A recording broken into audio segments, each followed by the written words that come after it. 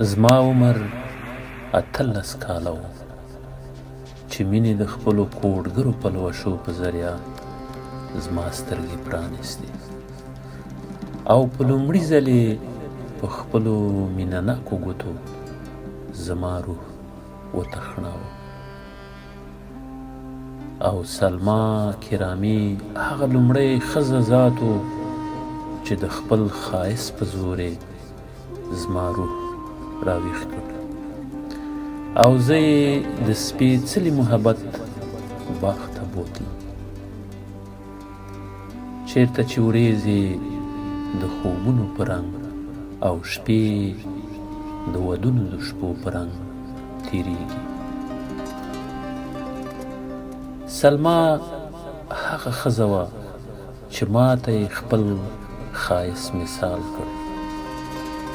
د ښایست د عبادت کولو چل یې راوښوده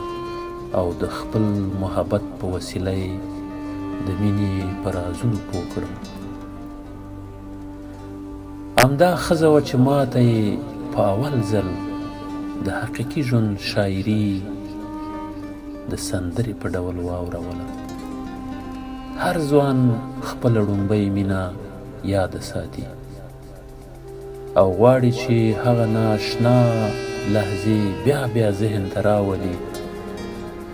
د کومو یاد چې د هغه په احساساتو کې ژور بدلون راولي او د خپل پر اصراریت د ترخو باوجود د هغه زړه ته خوشحالي ورکوي. د هر ځوان په ژوند کې یو سلما هرومرو موجوده وي چې په ناڅاپي توګه د هغه د ژوند په پسرلي کې هغه ته ځان څرګندوي او د هغه تنهایی په خوشحاله لحظو بدلوي او د شپو چوپه چوپتیا ورله د نغمو ډکوي. زه په سوچونو او فکرونو کې ډوب وم او غوښتل مې چې د کتابونو او مقدسو صحیفو په الهام او د فطرت په معنا ځان پوه کړم. عین په دې وخت کې مینې د سلما د شونډو په وسیله زما په غوږونو کې ګونګوسه وکړه، تر څو چې ما سلما خپلې مخې ته د رڼا د یوې منارې په شکل کې ولاړه نه وه لیدلې، نو هسې خو مې په تن کې ساه تله راتله، ولې په ځان خبر نه وم او ژوند مې داسې خالي و لکه چې په جنت کې د آدم ژوند و. هغه زما د زړه هوا وه چې زما زړه یې د رازونو او حیرانیو نه ډک کړ او زه یې د ژوند په معنا پوه کړم. لومړی هوا ادم په خپله خوښه د جنت نه بهر کړه او سلما د خپلې مینې او زړه راښکون په زور زه په خپله خوښه د پاکې مینې او سپېڅلتیا جنت ته داخل کړم. خو څه چې د لومړي سړي آدم سره شوي وو هغه زما سره هم وشو او د کومې تیرې تورې په زور چې آدم د جنت نه راویستل شوی و د هغې پړکېدونکي دار زما زړه هم په لرزان کړ او بالاخره د خپلې مینې د جنت نه راوشړلی شوم. سره د دې چې ما نه خو څه نافرماني کړې وه او نه مې د هغه ونې میوه څکلې وه په کومه چې بندیز لګېدلی و. په منځ کې ډېر کلونه واوړېدل او نن که زه د دغه ښکلي خوب په لړ کې څه لرم نو فقط هغه دردناک یادونه دي چې زما نه چاپیره چورلي او ما ته په نظر نه راځي. خو زړه مې د حسرتونو ډکوي او د سترګو نه مې اوښکې تویوي. زما مینه ښکلې سلما مړه ده او د هغې که څه یادګار پاتې دی نو هغه زما زړه او د هغې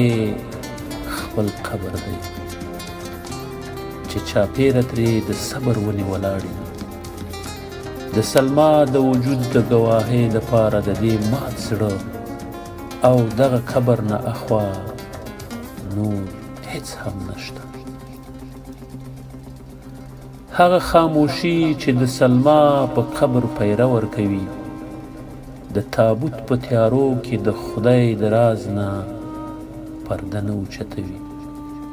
او د هغه خاښونو شغاری د قبر د رمز او راز کیسې نه بیانوي. د کومو زیلې چې د هغه د وجود اجزا راکاږي خو زما د زړه سوي آهونه نړۍ ته هغه ډرامه وړاندې کوي چې مینې ښایست او مرګ سټیج کړي دي. ای د بیروت په ښار کې زما خورو ورو د ځوانۍ یارانو، تاسو چې کله د زنغوزو د ځنګل په خوا کې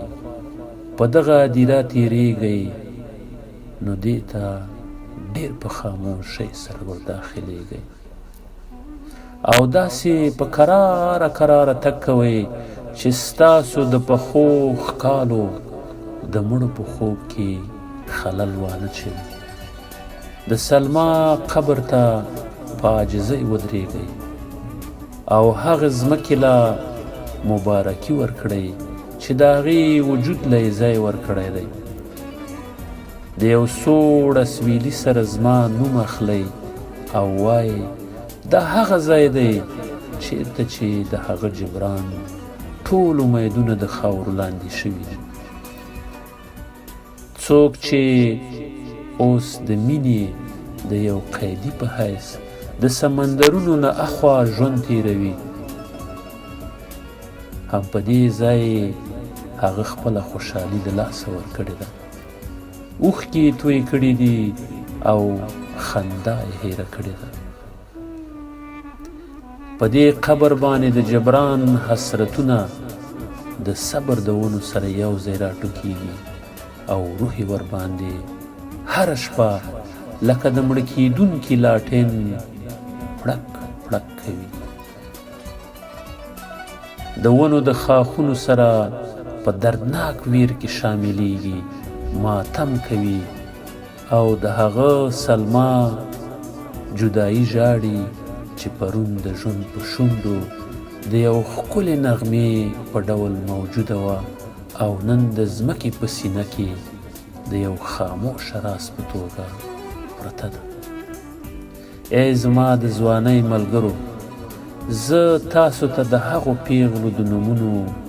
په روی خواست کوم چې ستاسو زړونو ورسره مینه کړې ده چې زما د محبوبې په شاړ شوي قبر باندې د ګلونو څادرې خورې کړه، ځکه چې دغه ګلونه چې تاسو یې د سلما په قبر غوړوئ داسې دي لکه چې په یو مړاوي ګلاب د سباوون د سترګو څاڅکي د پرخې په شکل پریوزي.